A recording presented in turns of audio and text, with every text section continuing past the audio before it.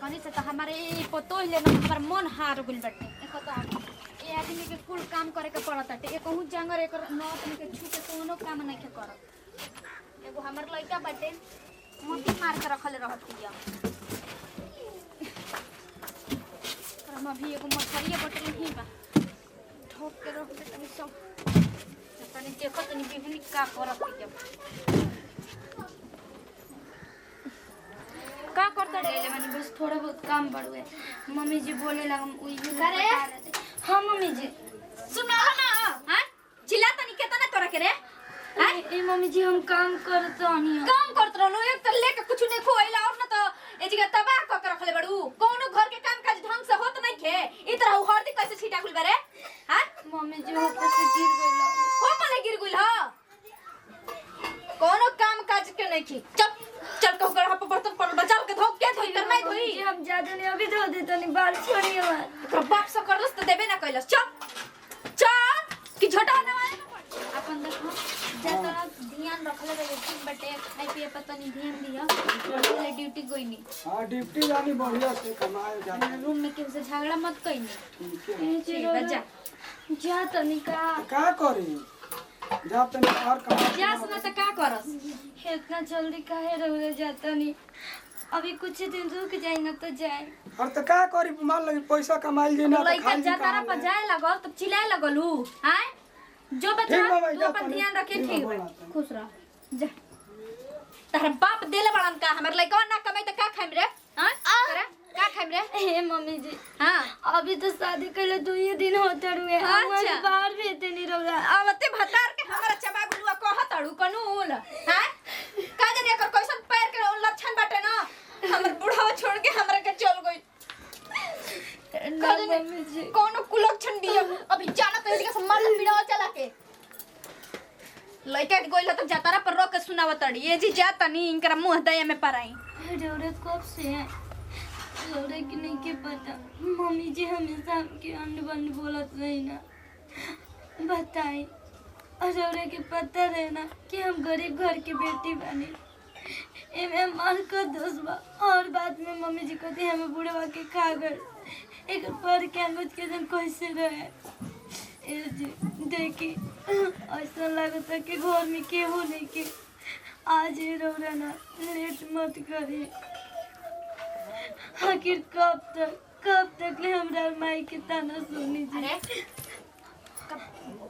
Hello हाँ बच्चा अरे खुश रहो ना ना घर में सब कोई ठीक बटे।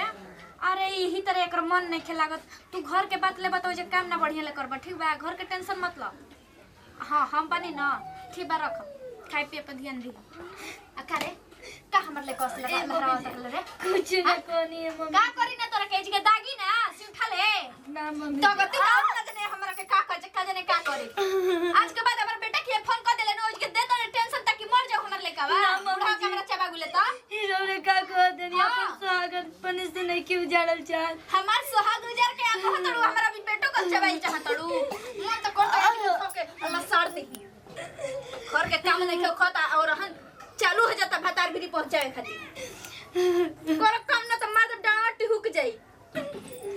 अरे मम्मी जी जान सोचे थे ना बहुत गलत सोचे थे नहीं।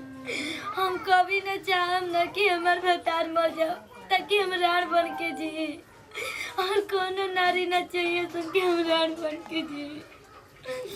हम समझे थे नहीं मम्मी कैसे कि बाबूजी के डेट कोइला के वजह से रो रहे अंदर तकलीफ और दुख बढ़ में कोइले रे अरे हे ने आओ बाहर निकल खाली तहरा के मोबाइल से चाहे बतियावे के खाली मोबाइल में बतियाबू हो।